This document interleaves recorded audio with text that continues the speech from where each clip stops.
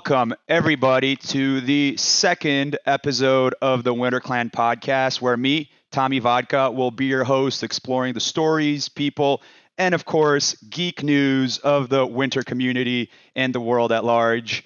And of course, once again, I brought some of our illustrious members of the winter community to be our guests on today's episode. With me here today, we have Mike TV, our marshal for Dungeons and Dragons. Welcome, Mike. Good to have you here. Hello. And on the other side of the ring, I guess he needs no introduction, but we do have Free Seuss here with us once again on the podcast. Are you getting comfortable with the podcast already, Ben? Second time around? Sure. I'm a little bit more laid back, literally. So, yeah. Yeah, like laid back there on your Megamind evil mastermind chair there. It's one of the first things I bought when I bought this house. So lovely. No, it's a great touch. It's a great touch for Overlord there. The chair definitely fits. So, Mike, first time on the podcast here with us. I've heard rumors that you like to play a lot of games for very short periods of time. Is that true? Have you been gaming at all lately? What's going on over there on your side? That's a low blow and completely true. I have some sort of weird attention thing with games. I love games. I've been playing them since Atari 2600 came out, but I cannot finish one to save my life. Hey, I don't know why. I hate it. As soon as you die, you're like, I'm done with this game. No. Rage out. Well, that was how it was with what was it? Now I can't. I hated that game so much I can't remember the name of it. I'm waiting for it to be like Fall Guys. Well, it's definitely not Fortnite because that's the best game we play on the clan. The one we were just playing that just came out. The really hard one. Oh, Elden Ring. Oh yeah. I played that one for about. I played that one for about 15 minutes and got just annihilated constantly. I was like, I'm done. I'm out. That's the vibe. But it's like even with like Marvel Spider-Man for PlayStation 5. I love that game. It's fantastic. I can't get myself to finish it. Like the kid is almost platinumed it twice. Wow. And I'm like, I'll play something else. That's fair. You just can't finish it. You're so close. But yeah, I just can't. I don't know why. I just don't finish games. I'll play it for 2 or 3 weeks and then just find another game to play. And right now, the only game that I play constantly is MLB The Show. Wow, that's kind of like me with NHL, to be honest, though. But that's one of those games where you play a couple rounds or whatever, and then you turn it off. Yeah, you play a couple games online and then you're done. But like playing Elder Scrolls, when I played at ESO, Elder Scrolls Online, it was 10, 12 hours at a time. It was like, I don't have that kind of time anymore. Well, you know what kind of game you can play a couple matches at a time, turn off, and have a fantastic time every time around? Fortnite, the biggest, best game. Yeah, or UT. Yeah, UT. I don't know about UT. Is UT a clan game? I'm not sure. I know one of the biggest games now is. It is. It's just at the very, very bottom of the list of the now. That's right. That's what I thought. Well, it's because it's all leadership that shows up to it. There's a couple of regular members that show up, but like the regular members that have played UT over the past 5 years, really almost 6 years now. They come and go. And then, you play with the founders, you play with, because Epios plays, every once in a while, Lore calls to jump in, and you have your fun and you're like, okay, yeah, I'm going to go back to doing whatever I was doing before. And you're like, I'm going to jump back on Dungeons and Dragons or whatever. Well, I'm a man of the people, so I'm out there grinding battle pass levels on Fortnite, and it's been great fun. So that's been great. So Mike, tell me a little bit more. How's the Dungeons and Dragons community been going? What is it? Our second most played game in the servers up there? Ooh. You guys are. We just had an update. So did we? Website, which did tweaks, we drop the third? Well, dropped is the wrong term. We actually, Tommy, we were talking about this in the last podcast, right? One of the things that we did with the bot army is we added the LFG bot, right? Yep. And so the LFG stuff was not visible anywhere on the website. And so I think earlier this last week, we incorporated on the website, and the people that are attending LFG events, but not regular like clan events, are now incorporated into the numbers of the people who are deployed each month. And so with that, Enlisted had like 85 people or something like that had attended clan events, and like 40 people that had not attended any clan events but had done some LFG stuff. So we classify them now as mercs, and if you add those two numbers together, they jumped up to like 120 or whatever it is. Yeah. Crazy. So big shout out to Arkin-X, our captain for Enlisted, doing a phenomenal job there with the recruiting. He's been a lot of fun. I actually played a few Enlisted matches with the crew, and it's good fun. I hadn't played. I really loved Battlefield 1942 when it came out back in the day, and Enlisted brought me back to those Battlefield vibes. So that was fun. Speaking of which, I played that for about 12 minutes the other day. Enlisted? There we go. And never again. Never again. Then I put it down. I almost platinumed it. I plateaued. That's great. Well, I do love playing Dungeons and Dragons. I played a few Dungeons and Dragons sessions back in the day when Zunix was one of the leaders there. I do play a decent amount of Dungeons and Dragons IRL. I actually DM a Curse of Strahd campaign with a few IRL friends, so love the D&D action there. It's great fun, and what I like about it is that usually people do recurring sessions, so it really allows people to bond together after like session after session going through the campaign. It's good fun. Yeah, and the way it works with us in Winter, it works pretty well because you can have those one shots. Yep. Where it's only 1 or 2 game sessions, or you can have those game sessions that last a year long, 6 months to a year. And we've got both of those. And then one of the really good things about it also with us is it's not just Dungeons and Dragons. Right. We're doing all the TTRPGs. So if somebody wants to come in and do GURPS, somebody wants to come in and do Warhammer, Fantasy Roleplay or 40K, or if somebody wants to come in and do Shadowrun, more the merrier is absolutely what I say. Well, Mike, one of my ideas that I had for the future of this podcast is to have at least a one shot where we bring a bunch of the officers, founders, and whatnot, just throw them. I don't know what system we should play. Maybe someone can homebrew like the Winter World. That'd be a lot of fun. Free, have you ever played Dungeons and Dragons in the past? I played it once when I was like 13. I played Warhammer a couple times. I was totally into the miniatures, collecting on the miniatures back when I think they were, I wanted to say they were lead, but I'm pretty sure it was pewter. They were pewter. Yeah. Now most of the stuff is all plastic, but yeah, I was definitely into that, but I have not played Dungeons and Dragons like recently whatsoever. And a couple of the Dungeons and Dragon people have been trying to get me to do it. I don't want to be a complete scrub and jump in there and be like, roll for initiative, and then throw out like a 6-sided die and they'll be like, what in the world is this? Or do something like stupid. We've got a number of people that would be really good, I think, at homebrewing Arma. And like all the Winter lore and stuff. I would love. Is that what that is? Homebrewing, where you guys kind of create like a fantasy world based on like the lore of Winter. Yeah, you just make your own thing, whatever that is. Yeah. Well, that's I think that's the journey, right? But coming in blind, I think, is the most fun. And I started playing Dungeons and Dragons back when it was 3rd edition. I was probably like 12 or something. But it's fun because when you first start off, you don't really know all the rules, so you're not min-maxing your character. You're just role-playing who you want to be, right? You're just jumping in there, trying to figure out. I feel the journey is people start off, they're like playing their fantasy characters, then they get more confident with the system, and then they want to min-max, right? Like, oh, I need to put one stat into this to maximize my rounds and stuff, and then once they get through that phase, they go back into role playing, which is, to me, it's the most fun part, right? Like being strategic is fun, but role playing the group, role playing your character, I think that's where it really shines as a group game. Yeah, there was a session years ago in real life that I did, I want to say maybe 2002, 2003, something like that. We played for 6 hours at my buddy's house. We didn't roll a single dice the entire night. It could be like that. How does that work? It was all role play storytelling.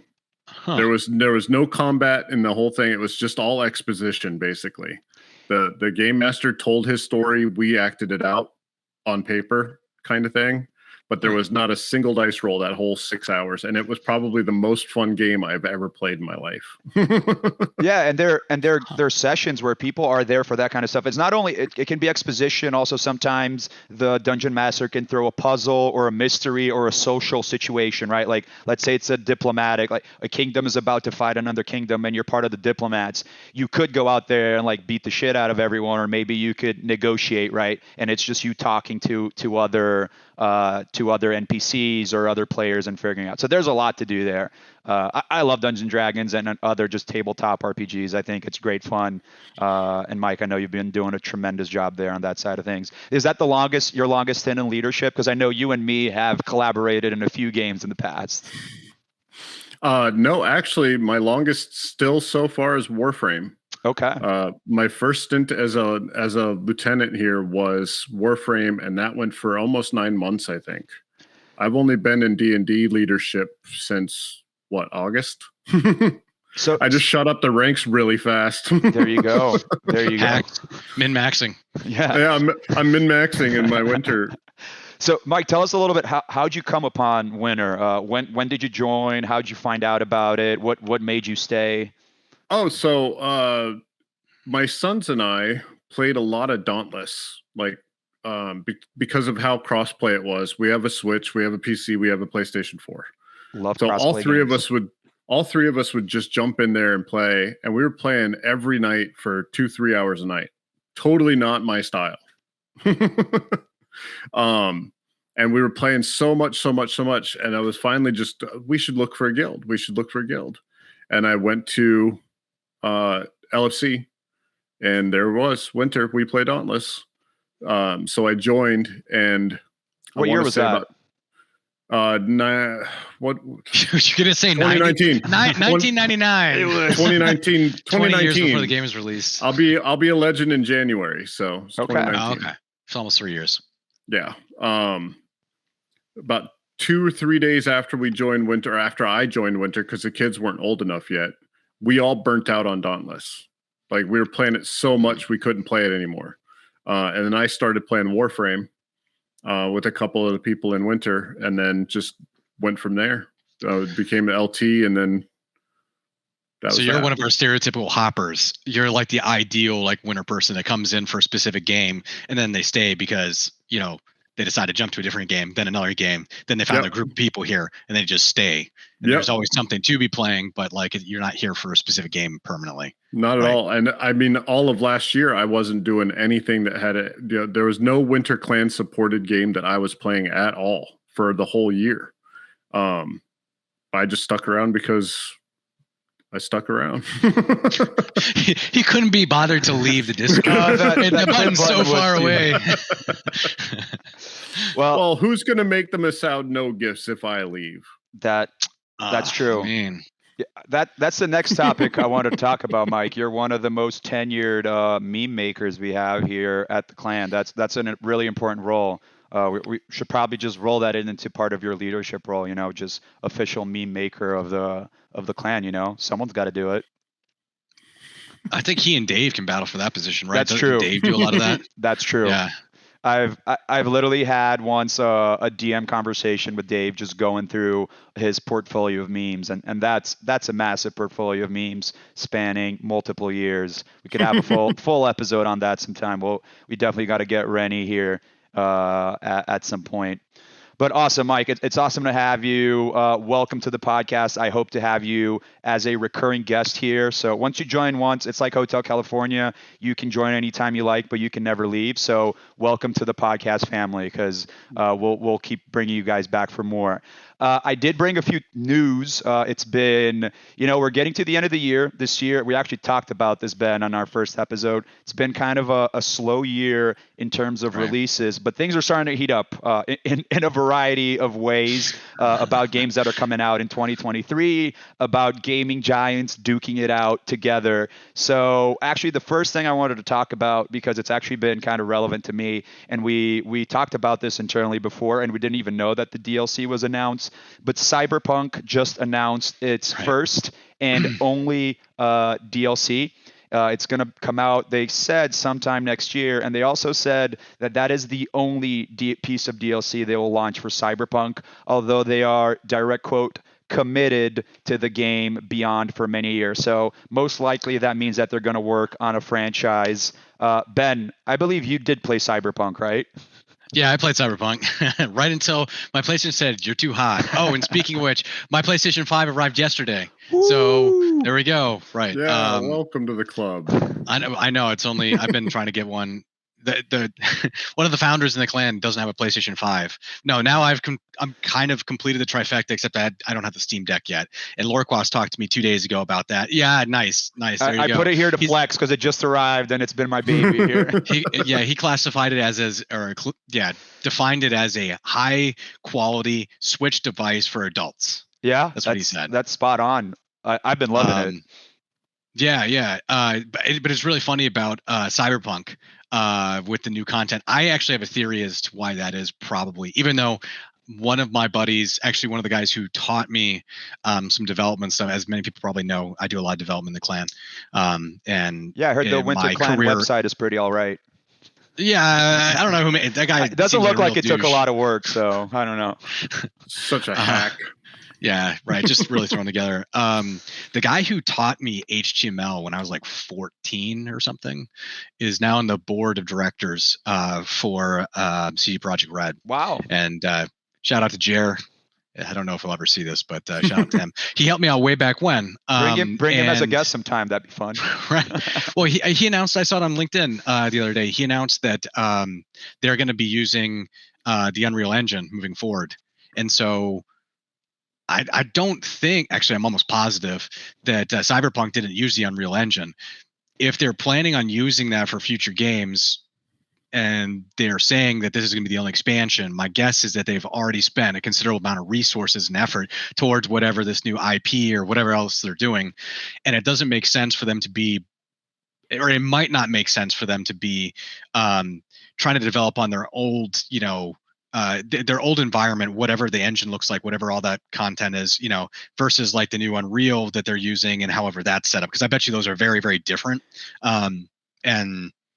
Yeah. Well, just splitting talent CDPR, you're right. They built their own in-house engine. I believe it's called Red Engine. So I've been playing Cyberpunk. I just remember that screen flashes. Yeah. So, and I did hear that they're moving to Unreal. That makes a lot of sense. I never thought of it in that sense. I haven't beaten Cyberpunk, but I've actually jumped back to it on the back of that announcement, and I've been having a really good time. I also I messed around with my Steam Deck, so I have it on GOG, which is the CDPR launcher, and the Steam Deck supports the Steam launcher.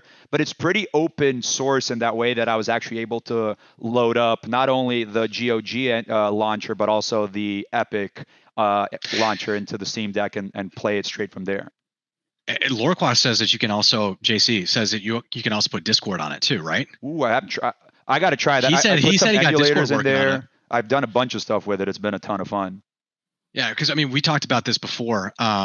I don't remember if it was in our first episode or if it was something else, but you and I were talking about how Discord has, made its way. It's on PlayStation, or going to be on PlayStation. I think they got the voice thing, or they got the voice thing on Xbox. Yep. I can't remember which one is which at the split second. I'm just having kind of like a brain fart. But I know that both of those companies, both Microsoft and Sony, have partnered with Discord to get it on their platforms. So it's going to be on both those regardless. Whether it's going to have the whole like text channel based thing, I don't know, but I would hope it would, but I don't know. But also if they can get on Steam, I mean, now you got 3 out of 4 major consoles. If you consider, the brand new Steam Deck, a major player in the console space. For sure. I mean, it's selling like hotcakes. Mike, are you more of a Cyberpunk or more of a Witcher guy? I've played both. I played for 12 Witcher hours each. for a grand total of 30 minutes. I played Witcher 3 for almost a year, actually. Wow. Okay. So does that mean you beat the campaign and stuff like that, and you're in the DLC? Yeah, and then I'm just playing. Now I'm just running around. I love Gwent. Gwent is fantastic. Can't collect enough. And then I got Cyberpunk. I gotten up to the point where you meet Johnny Silverhands, and then I went and did something else. Okay. Yeah, I think. So that's further than I got. Oh, really? Yeah. I by the way, I did hear too when I was playing NHL 2 days ago. Hack and Slash is one of the guys that plays defense on our NHL team, and he said that he recently got into Cyberpunk, and he said like, the game obviously came out a couple years ago now. It was like 2 years ago maybe. But he said he played it very, very recently. He said he absolutely loves it. It's one of his favorite games, and that it actually didn't deserve the reputation that it had for like, being super buggy and whatnot. But at the same time, he picked it up very recently. So it's interesting to hear from a different perspective. At least from, like I said, what I've heard from in the past. It's interesting because I bought it at launch. I played it the first weekend. I actually was very critical of it because I thought it was very broken. And I played it on PC. It's not even that I played it on one of the old gen consoles at launch, but just a lot of none of the bugs were game breaking. They were just very immersion breaking. But I think the one thing that Cyberpunk does very well, I think it's not as immersive of a city as you would like. Night City is very alive and it looks cool, but once you go into the kind of the details, the small minute to minute, there's not that much to do. But I think the set pieces are phenomenal. And to me, what I like the most about the game, it's one of the best detective noir games I've ever played. It has this mysterious aura where you go into these rundown spots and you're getting these phone calls and you're going into these weird websites and like the backdrop of society and weird shit's going on. And I think it does that very well. I think its story is actually really good. And now with a bunch of patches, I think they've improved performance. But Mike, one of the reasons I asked you about Witcher and Cyberpunk is that CDPR in their latest earning release, they've now said that they're going to launch a new Witcher trilogy. And to me, I played all the games. I actually read all the books. I thought they wrapped up Geralt's story very well. I thought that story had a good beginning, middle, end. Would you guys rather see Geralt back? Would you rather see a new character? Would you rather see create your own Witcher type situation? What would you want out of a new Witcher series, I guess? Because that's one of my dearest game series. I think make your own Witcher would be cool. Obviously, just to like make it more like personal. Yeah. With the continuing of Geralt's story, I think might just be a money grab from Netflix. That's true. Because if you look how old Witcher 3 is versus all of the new people that are coming in for the show, it might just be hey, we should do this because all of these eyes are on us now. All these eyes are on Henry Cavill. Sure. You can play as him now. You have a Henry Cavill skin. I haven't played it since then, but the year... Is it just his skin? Yeah. That makes sense. I mean, mods are there for this, He's like, in his bathtub. But you're 100% right, Mike, because I forget exactly when Witcher 3 came out, but probably like 2017, 2018. We're talking about... It's pretty old. But the year the series came out was the second best performing year of the Witcher games outside of its original launch date. So it had a huge revival because of that. So I could definitely see that. Ben, you beat Witcher, right? What do you want to see a continuation of Witcher? Are you over it? What's your approach there? I mean, okay, so I have 3. So I don't think Geralt's done. I think that there's plenty more that they can come up with. I think it would be very cool to, I don't know if I would call it Witcher. I mean, it's still in the Witcher universe, but I'd like to see more.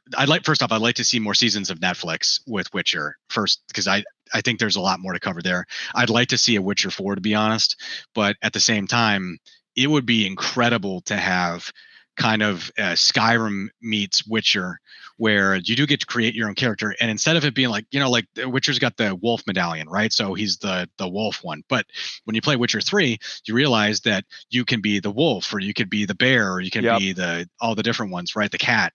And so it would be a lot cooler to kind of I shouldn't say cooler, but it would be very cool to take that route of more like Skyrim, and then you choose like which guild you're going to be part of, right?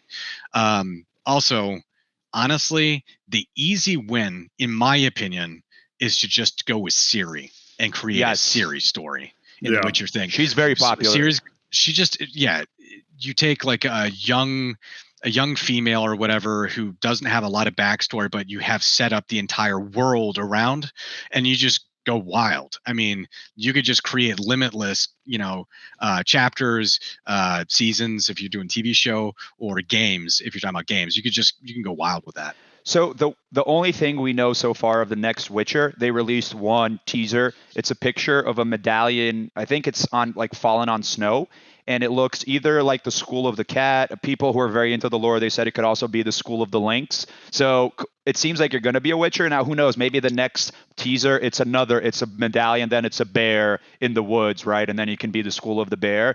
So most likely, I mean, it's going to be Witcher, right? But maybe you have that flexibility to create your Witcher in different schools. Either way, I'm super excited for the Witcher content. I think Witcher 3 to me is one of the best RPG games ever. It's probably top 5 for me. Definitely one of the best ones that's come out in the last few years. And Ben, you got to beat those DLCs because they are. I know, right? Is it Blood and Wine, right? They're 2. I've got to go back to that. But now that I've switched over to my PlayStation 5, I don't know. I got to see if I can migrate that content. I was able to migrate NHL, but I wasn't quite sure about Witcher if I would be able to start like where I left off. That's a good because I did it question. completely differently. Oops, sorry, go ahead. No, go ahead. I started completely differently than you did, Mike. I actually ran around and beat everything I possibly could.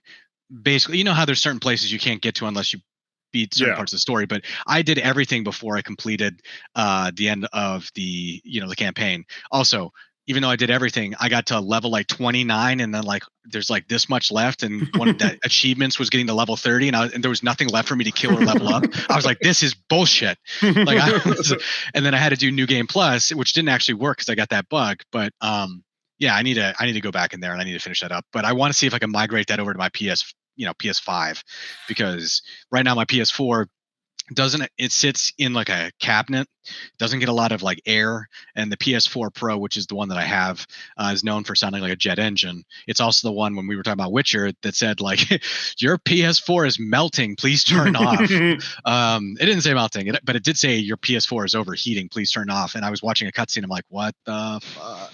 Yeah. So yeah. Sounds like one way or another we're going to be getting more Witcher content. It still feels like it's a few years down the line. I guess the last thing that I wanted to say about that, it feels like kind of a bummer because I think now development cycles for games that big are long. So they're probably going to get all hands on deck into The Witcher. And then, like they said, they're committed to the Cyberpunk brand in the future. It's probably, another 3 or at least 3, if not 3 to 5 years to the next Witcher. And then after that, they might tackle Cyberpunk again. Although, similar to the show, they released a Cyberpunk anime called Edge Runners. People in the winter know how much I love anime, but I did actually watch the first 2 episodes, and it's really good, and it really fleshes out that world. So maybe Cyberpunk is having a revival. Maybe, I mean, CDPR is pretty big now, and maybe they can work. Well, they also did that on Netflix with the Witcher thing. They put the sort of anime Witcher thing, and that was kind of cool. Oh, really? I didn't even know that. Yeah, there's an I don't know if it's supposed to be authentic anime or whatever, but it's like in the Witcher style. It has a little bit more like older histories before Geralt, or it does include Geralt, but like him as a little kid, and talks more about the people that came before Geralt and their stories. But it's cool. I saw it. I thought it was good. And so that was probably the litmus test for doing one for Cyberpunk maybe. Yeah, for sure. Mike, are you an anime guy? I am not. I've watched. Wow. I have watched. Wow, look at this. Wow. Yeah, I've watched one anime in my entire life, and it was Vampire Hunter D on a VHS cassette that a friend brought over. I want to say it might have been 1993, and that's the only one I've ever watched. That's OG anime. Half of our clan right now is going boo. I know.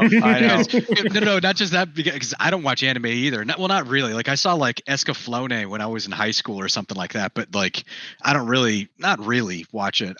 But in the community itself, our Discord is like 50% of people. It's like 7,500 people right now at least. Probably more than that. My kid's a giant weeb. I was playing with. Someone's gonna flame that. Thumbs down. I was playing Fortnite with him. He had all the Naruto skins and stuff. So I got those vibes. One of his Christmas presents last year was a year subscription to Crunchyroll. There you go. I've never been on Crunchyroll, but I know on Gen Chat, I always like to hate on anime. It's mostly for the memes. I did watch a lot growing up. I watched a lot of Dragon Ball Z. I haven't gotten into another anime, but I have watched I have watched the first 2 episodes of the Cyberpunk anime. So rejoice, winter community. I'm going head first into the anime world now. Would you consider the old school 80s cartoon Voltron anime?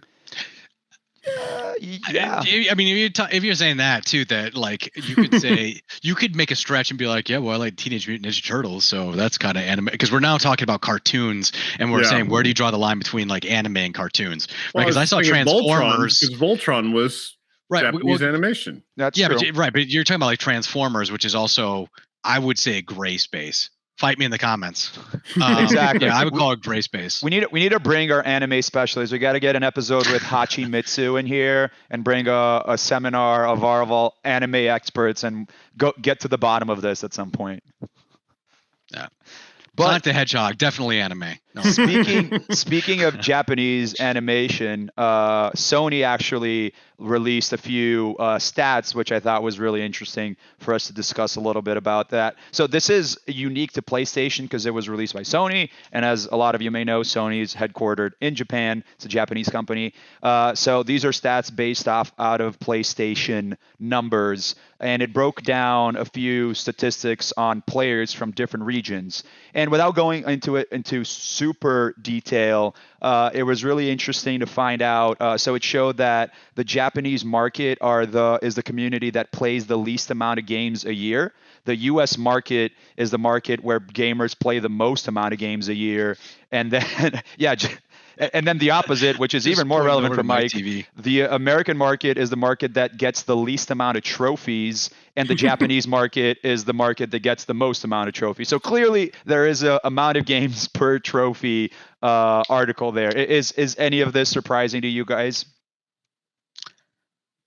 I don't think so. That kind of sounds about right. I feel like yeah, definitely Americans go through there. I think most Americans, and I don't know if it's true for Canadians and for really just kind of the more Western side, but definitely Americans are just like Robbie, perfect example. We're going to bring him up again. Dude's like, dude, you got to play this game on Switch. I'm like, what game? He's like, it's a new Zelda. He's like, oh yeah, by the way, you got to play like the new Sonic. He's like, oh yeah, we got to play like Smash Brothers. And I'm like, where you don't have like, and then we got to play UT, and then we got to play like, there's a million games. He buys a million games. I'm like, when do you play those games? And he's like, on the pot. And I'm like, okay. the beauty like, of the there you go. Maybe. Deck. Yeah, I mean, he might be one of those guys that spends an hour on the toilet, but that's his getaway time. He's actually just playing video games. I don't know. I don't have the time, but I definitely, like in my younger years, would definitely, buy a ton of those games. And I could see, that being more of, I want to play the story, I want to get this over with, I want to, and then jump to the next thing. And then other areas in the world being more focused on, I really like this particular game. I want to do everything I possibly can in this game. And maybe platinum it or whatever, but I'm just saying, or platinum it, but they just want to explore every inch before they decide that they want to move on to the next thing. So some additional stats here. The U.S. average amount of games a year is 10.7. So it's double. Number of purchased games per person? Yes, on average a year on PlayStation. And that then right. It's double of Japan, which is 5.9. So that's a pretty significant change. Mike, do you think you're buying 10 games a year or not so much? No. I might buy 2.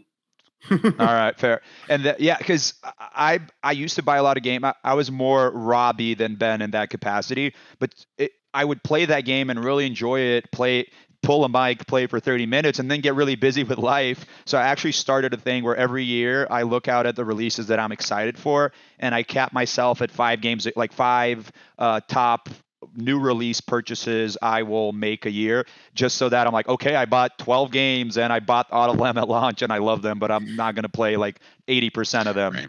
And that has been serving me well, but I thought it was interesting. I have one game that I buy every year, MLB The Show. That's the one game that I always buy every year. NHL. And other than that, it's just kind of, okay, a bunch of people in winter are playing this, I'll pick it up. Right. So you have a hierarchy, and that's the same thing I have, which is like, these are the games I've played in the past that are guaranteed by, like, whenever they make the next Unreal tournament or the Unreal series, whatever. Okay, that's going to be a guaranteed buy. I will carve out time to play that game. Yeah. Or hockey. You're like, I'm getting the next hockey because I love hockey and I go to hockey games and, I play hockey. So I'll pick that up. But everything else after that, just like, okay, what do I have time for? And then what piques my interest, Yeah. And it's like, I think the two main games that I bought this year was MLB The Show right after spring training ended. Elden Ring. And Elden Ring and New World. And I returned that one. Fuck that game. Fuck that game. And New World. And I only got New World because we were going to use it as a clan game. And I was an LT for it. There you go. Well, New World is having a bit of a revival now too, which is kind of nice to see. I was gonna say things get a little bit murky too, though, with the games where they're free to play, and then it's like, it's freemium software or whatever. Inside there's skins or whatever, and then that's what you buy. That definitely allows you to play the 12 hours or whatever it is to give it a try, but you're not really committed to it. So that's what I was gonna say. Literally, I was planning this on the free to play because I like to play with my friends. I don't want to tell my friends to buy stuff, especially if I know I might drop it soon. So the free to play, it's much easier. A lot of my friends are not quote unquote hardcore gamers, but they like to jump on, play a match here and there. And I think free to play is great for that. Things like Fall Guys, things like Warzone, things like Fortnite. It's just easy pick up and play. I don't feel any guilt of saying like, hey, you should just pick this up. If you like it, we'll play some games. If not, you can just drop and continue with your life. I think that's been huge. And then the second part for more premium games, when I was looking at this year, and then all of those games actually got delayed, so it doesn't really matter. But when I was looking at games that I was excited for, like even single player games, I was excited for things like Starfield, which is that new Bethesda space RPG. But now it's coming on Game Pass, right? And I have Game Pass, and I think the bang for your buck that you get there. So it just decreases that barrier of entry. And I've tried so many games on Game Pass because I already have that, right? So, and I don't feel bad about dropping them either, right? Because I'm going to pay that subscription no matter what. I can jump in, buy it, bounce, and continue on with my life. So I think that's where there's so many nuances around that kind of stuff. By the way, did you have any stats on Europe? I know you're talking about Japan versus America's. Yes. So these tweets are in Japanese, which I do not speak, but there are a few things in English. So I know that so in the hierarchy of things, Japan was the one that played the least amount of games but completed the most trophies. And then on average, Asian and Europeans also earn more platinum trophies than American gamers, but it's the same relationship. The more games you buy, the least platinums you get. So the order is it also like ahead. Is it like a sweep from east to west in terms of like pretty much just the further west you go, it's more games people buy? Yes, that's correct. Okay.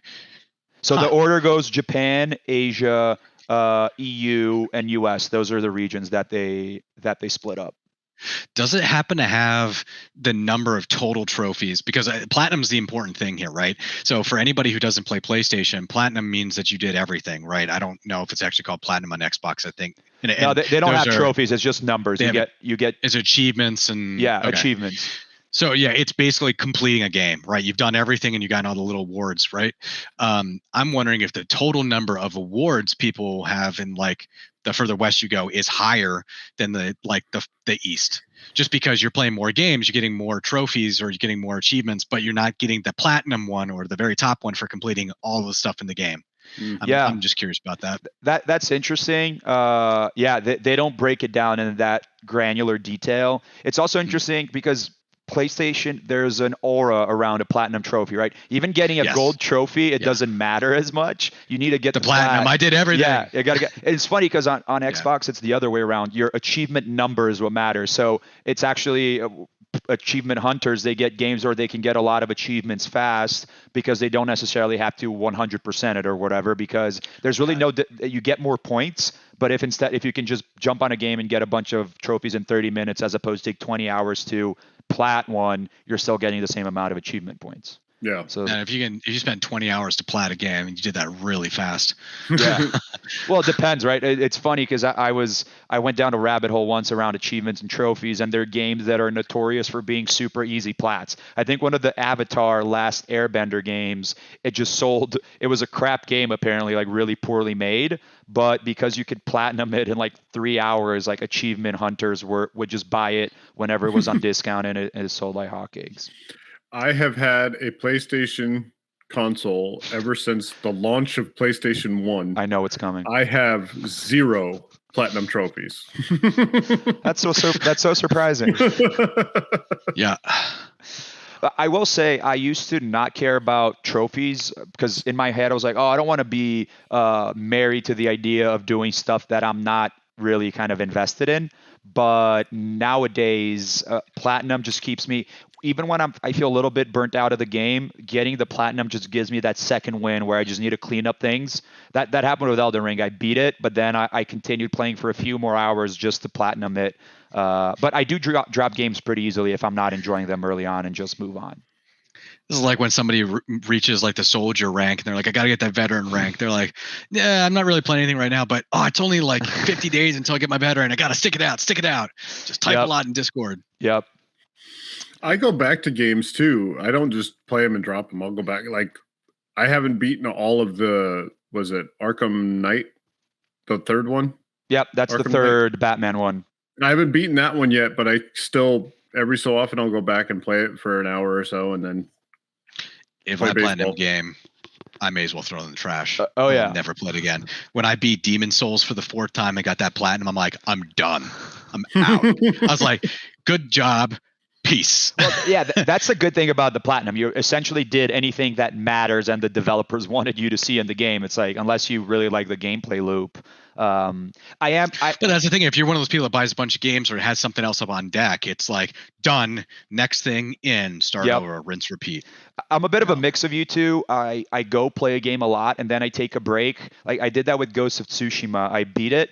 And I was like, all right, I'm kind of tired. This was a lot of fun, but I'm over it. And then literally 8 months later, I was like, oh, I want to like play a samurai and fuck some people up with a katana again. And then I just went back to it and like cleaned it up and got the platinum because there was a reason for me to come back to it. So I'm kind of in the middle there.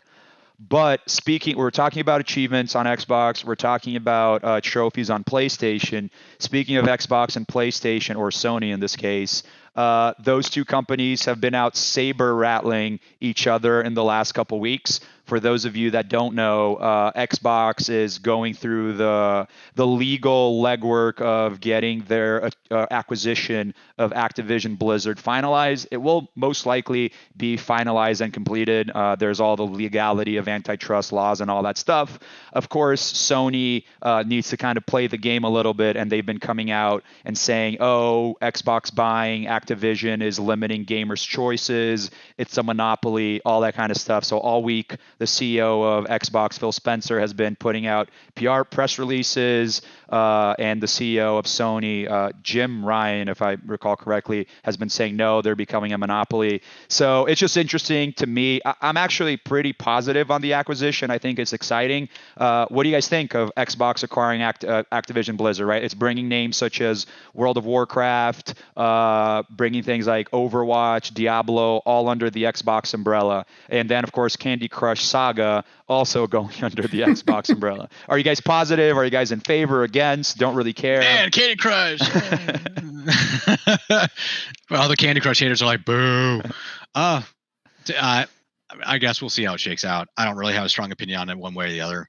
The only thing that it makes me think about when you say that is Sony has a larger market share globally than Microsoft does when it comes to the PlayStation console versus the Xbox console. So if Microsoft is looking for a way to equalize this in some sort of way to create a more competitive atmosphere or whatever, okay. That's the only.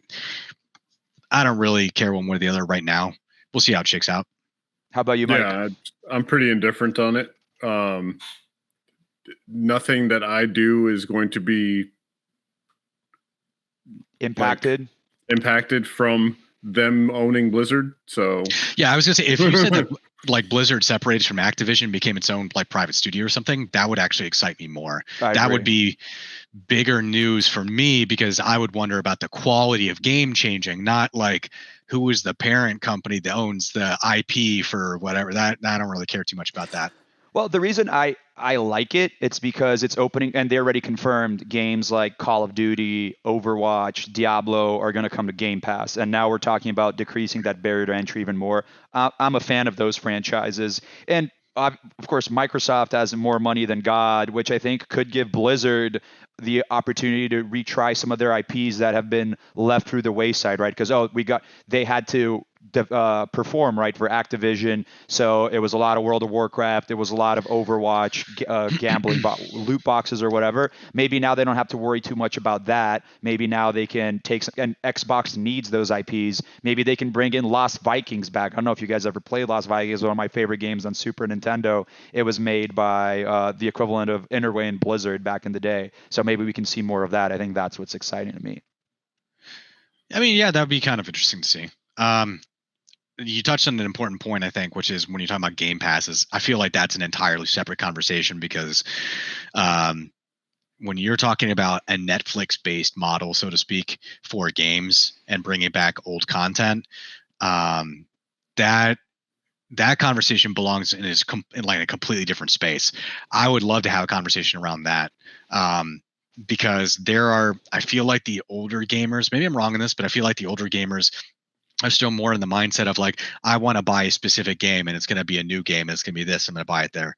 And I've already played these old games. It might be fun to go back, but I have those old platforms, or, I will use an emulator or whatever. But like Game Pass and these, $9, $10, whatever it is a month, the ability to play like all of the PlayStation 4 games, or this giant subset, I shouldn't say all, but like this giant subset of games, is really entertaining and very, very interesting right now. And it has a lot of ability to move mountains and bring people, like, let's just say hypothetically that,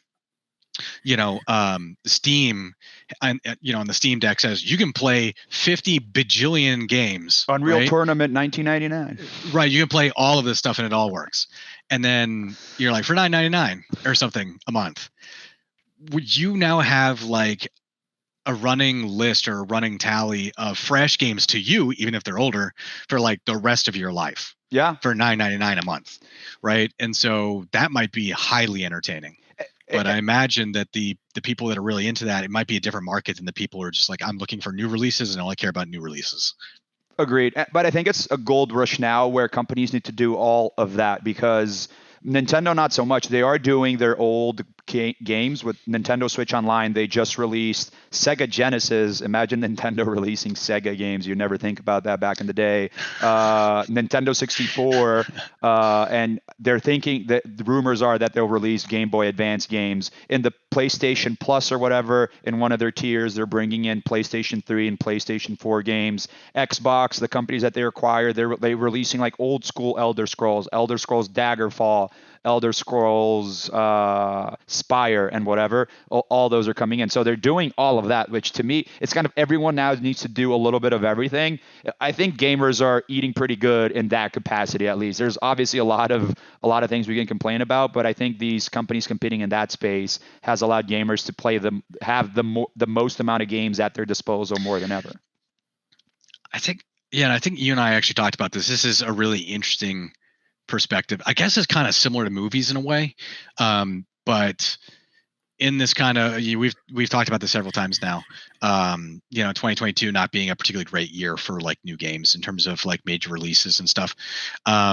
When gaming companies, or like when Sony or Microsoft are offering a way to play titles that were released on previous generation consoles and whatnot, some of the younger generations are getting access to games that were really solid AAA games that still graphically kind of hold up to today, that are of better quality than a lot of the offerings that we've seen in the past couple of years, right? Like, for example, if you took like the Uncharted series, right, which is a very, very fun single player. Yes, I know I had a multiplayer, but it was primarily single player. Very, very solid single player series.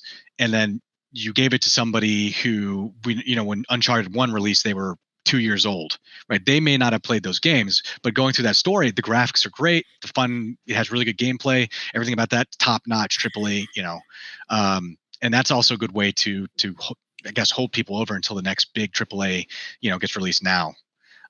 That's right. But anyhow, I'm just saying that it's interesting that there are so many of these really good games at the disposal of people who didn't play them when they originally came out, and maybe people should take a look at that. Absolutely. That's right, kids. There's more than Fortnite out there. go out to play some of those games. All right, so we're going to move on to our email section of the podcast. This is where you, the Winter community, or community at large, why not, can send in questions, comments, stories, whatever to our guests. If you want to do that, you can either DM me on Discord. I'm Tommy Vodka, if you haven't picked up on that yet. Or you can email us on podcastwinterclan@gmail.com, and we'll be fielding a few of those questions, some of the ones that I find more interesting in here. And then who knows, maybe in the future we can do a mailbags episode where we just go through a bunch of those all at once. But I did handpick a few of my favorite ones to bring to you guys today. So the first one actually comes from Bearded, who you all know from the community. And he asked this: if you could have one game which is not currently a clan game magically be successful in Winter, what would that game be? And Mike, you can start on that one. I think my easiest go-to answer would be Elder Scrolls Online. Okay. Because it's made for a clan, in my opinion. I wonder if we should go ahead and mention games that were clan games for Winter, since ESO was technically a clan game for Winter. Let's make this harder. Before my time. That was before my time. Yeah, it was when it launched on PlayStation. It was actually a clan game. It stopped. It actually got retired 2 weeks before I joined Winter. Tough break. Yeah. Well, I mean, it started off super broken. By the way, you're gonna hear this is gonna be a running tally with me. I can break anything, any game. I can break it. I couldn't get past like the opening sequence in Cyberpunk, because when you had to turn out the window to like come back in or whatever, I was playing on the hard mode, and then like the button didn't work, so I got killed every single time because it was the hardest mode. That happened. In Elder Scrolls Online, at the very beginning sequence where you get lifted up in the blue light or something like that, it kept on making me fall. So I would get lifted up like this, and while you can't do anything, whatever, my character would fall to his death, and I'd have to repeat the whole sequence. I'm like, what in the ever-loving fuck? I didn't play that game for like 4 months after I bought it because I couldn't make it past literally the very beginning sequence. You just described my entire experience with Elden Ring. Okay. So I need to keep going. Division 1? No, it was Division 2. Division 2 had an initial bug. Same problem. Didn't play Division for like, I think I played like 3 weeks later. You had to go in. You went into like the little hut or whatever. You walked inside of a military camp thing, and then you had to like sign in. And that did something with like the network. And there's a whole bunch of people all trying to stand and press the button on the computer at the same time. Yep. Yeah, because everyone was doing that, and because of however they coded that, I could never actually sign in ever. So I had to wait until they patched it, and I was like, "This is bullshit." Like I had this incredible ability to break things. I think we got to have our own episode on most game-breaking bugs we've seen in our lives, and then we can go into the whole like game development cycle, because people are nowadays like, "Oh, games are way more broken than they used to be," and that's a fun conversation. That's a fun conversation. I may or may not have said that. Yeah. Well, so Free, what game would you, if you could magically make it? I'm going to add a caveat. It can't be a game that was already. It can't be a clan game that was a thing. Okay. If I could bring in any clan game or any game into the clan that hasn't been a clan game, what would it be? Oh man. Oh, that's too niche. I feel like, you know what, if we had Pixie on here, she'd pull up some like really obscure like JRPG, MMO JRPG. Yeah. It was like that. I was like, there was a game a long time ago. Okay, so I don't know if I'm going to mention the specific game or just kind of like this genre of games, because this genre of games is not popular right now, or at least there is no AAA, AA, or single A title that a lot of people are playing that's in this genre. But there's no Destruction Derby of any kind that I've seen. So this means no Carmageddon, no Twisted Metal, no Recoil, which was the game I was actually thinking of, where, I mean, the closest thing people have to it right now, I guess, is Mario Kart, or the Mario Kart knockoffs, right? But there is no sort of like arena where you're picking up power-ups, going in circles and attacking each other. And I would love to see any of those games become clan games, because they were multiplayer, all of them. Yeah. Well, I have good news for you, Free, because Twisted Metal, I forget which streaming company, they're making a Twisted Metal show. So there you go. It's not as good as making it a clan game, but it's coming in soon, eventually, I guess. If you really enjoyed if Mario Kart, if your favorite thing about Mario Kart was like shoving a turtle shell up someone else's ass, like that is the game for you. You're like firing missiles. Yeah. And honestly, they need to add like a little bit of Carmageddon. If you have not played any of the Carmageddon, you got points for like slaughtering people, really cool by doing spins and like knocking people off the sidewalk and stuff like that. And I remember that game. There needs to be a little bit of that in today's society, I think. Yeah. Not in real life, just in a game. Just for, no confusion. Good thing you caveated with that. Well, I think for me, it would be some of those MMOs where, let's just call them full PvP MMOs or more hardcore MMORPGs, things like Albion Online, where there's like a geopolitical element to it, where like your clan can control a territory and has to fight other clans for political influence and all that stuff. I think it'd be really cool to do that. But those games are very hardcore. Obviously, people get very frustrated because they die and they lose all their stuff and all that kind of stuff. We did have Eve for a moment there, which is that, but in space. I'd love to see that, and I'd love to see like people, because people get super into it. Like some people take care of the economy of the clan, other people take care of the military element of the clan. Like that'd be cool. Maybe Star Citizen will be that game one day, but we're a long way. Walking simulator. Yeah, who doesn't like, and a pyramid scheme on top of all of that. So that's always fun. Robbie's gonna be very angry in the comments below. Yeah. Robbie's gonna be, dude, Tommy sucks. Drop him. It's okay, Robbie. Maybe one day you'll get your ROI on that game. Who knows? I was gonna say that's what it is. It's like, oh, I only dropped like $50,000 on that. Yeah. All right, we're moving on to the next question here. This will be our last question of the day, actually. And to completely switch topics, this is, I was going to say an easy one, but actually might not be an easy one. What is your favorite pizza topping? Free, go. Buffalo chicken pizza, for sure. Buffalo chicken. All the Italians in the chat just had a heart attack, and they're like, I mean, the whole point is for that topping to give you a heart attack. It's delicious. It's hard to go wrong. That's fair. All right, Mike. Pineapple. That's what I'm waiting for, just to really get confidence into a civil war there. There was a pizza place when I was a kid that had a all-you-can-eat lunch buffet.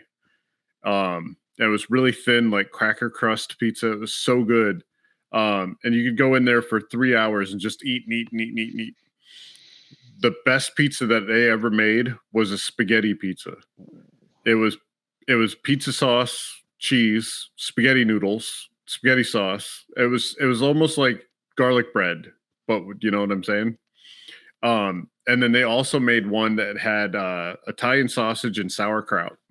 That was amazing. I don't know. Hard pass. I won't knock it till I try it, but that seems highly sus. There are some Italian Winter Clan members going, right?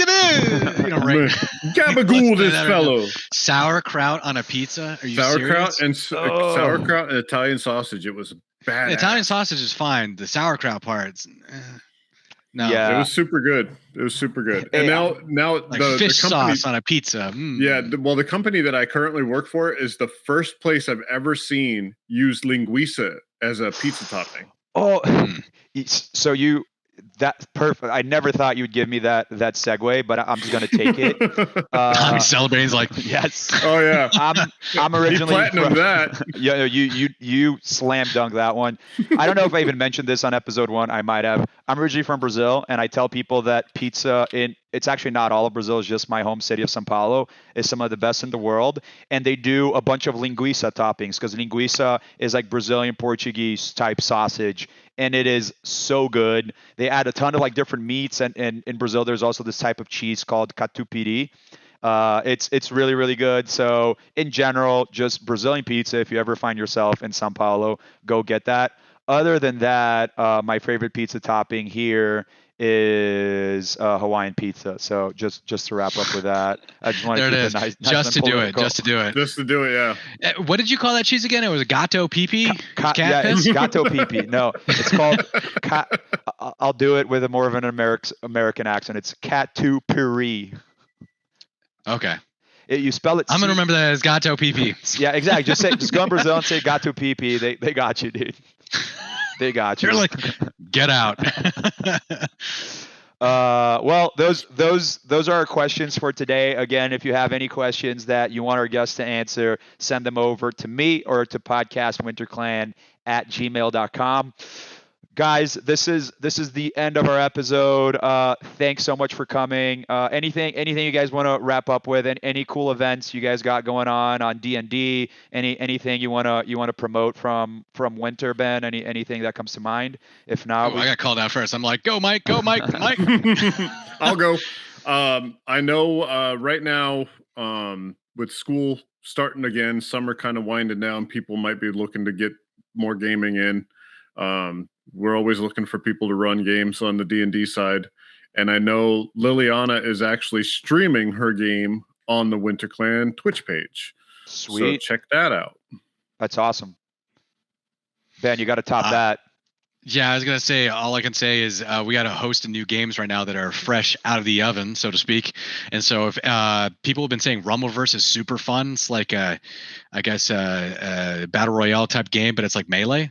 So give that a try. I need to give that a try. Like I said, I've heard great things, but it's it's brand new for winter. And Beat Saber, which is now its second attempt, I think. Who was it? Casper X is kind of driving that train. Yeah, apparently a bunch of people are in that. So if you're into the virtual reality space, give that game a try. That's awesome. And I think that's pretty much it for me. My kid plays the shit out of that too. I hear Beat Saber can be an intense workout when you're going like the hardest difficulties. People are just going hard in the paint with that. I need to get me a VR headset at some point. I don't have one yet. Before we go, Tommy, sorry, you just reminded me. Clan game that was never a clan game that should be a clan game, if I could get it. Rock Band. Oh my God, that's a great call. Why is there no Rock Band right now? Like Beat Saber is great, but this is like half-ass drumming. I'm just like, dude, Rock Band is foot pedals. Oh, that's a great shout out. I've been trying to buy a Rock Band set, but they're selling for like $500 on eBay. Yeah, I've broken 2 pedals. Like the plastic just yeah. No, that's a great shout out. Maybe one day we can get. I'm sure there's like. That's what we need to get on podcast. Yeah, that'd be everyone just jump in. That Cyber debate.